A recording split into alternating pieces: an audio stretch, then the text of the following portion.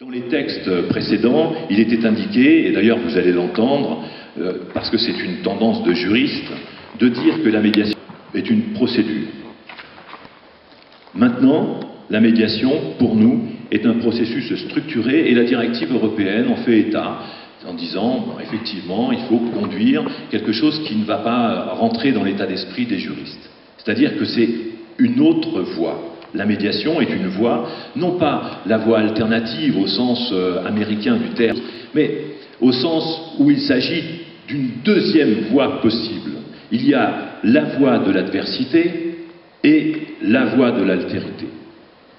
La médiation propose une approche, un processus structuré pour conduire les personnes vers l'altérité, c'est-à-dire vers une meilleure compréhension de l'autre, de ses besoins, de ses attentes, de ses desiderata.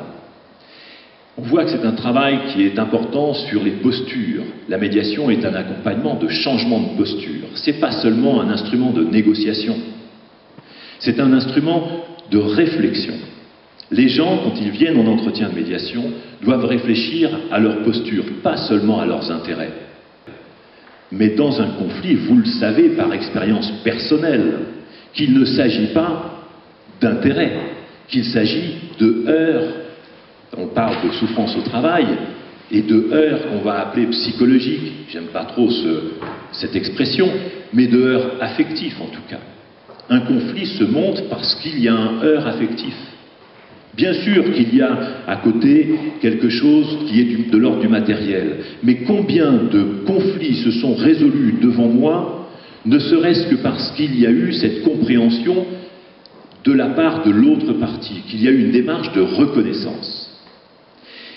Et quand je parle de démarche de reconnaissance, je veux bien dire que c'est le médiateur qui est l'acteur de la reconnaissance des parties. C'est-à-dire que le médiateur est quelqu'un qui conduit un processus structuré qui va véhiculer la reconnaissance entre les parties. C'est la grande différence. C'est pas seulement quelqu'un, c'est pas quelqu'un qui donne un bon conseil. C'est pas quelqu'un qui est animé de bonnes intentions.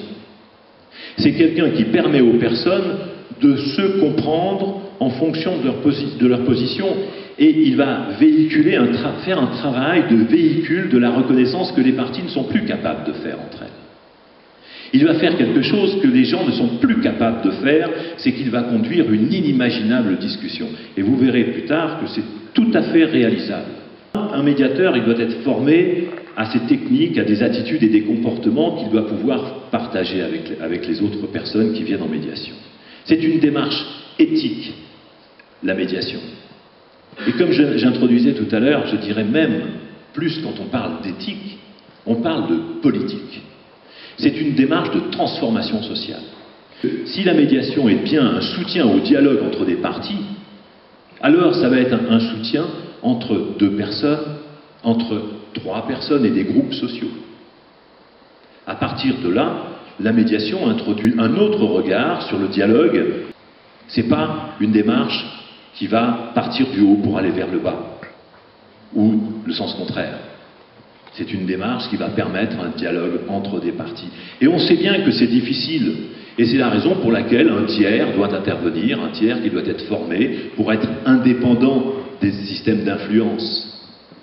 Alors il peut être agaçant, comme Socrate l'était, il a 2500 ans, il peut être agaçant ce médiateur, mais il n'empêche que c'est lui qui va permettre ce vrai dialogue, parce qu'il sera indépendant, neutre par rapport à la solution. Et impartial, c'est très difficile d'accepter que quelqu'un soit impartial.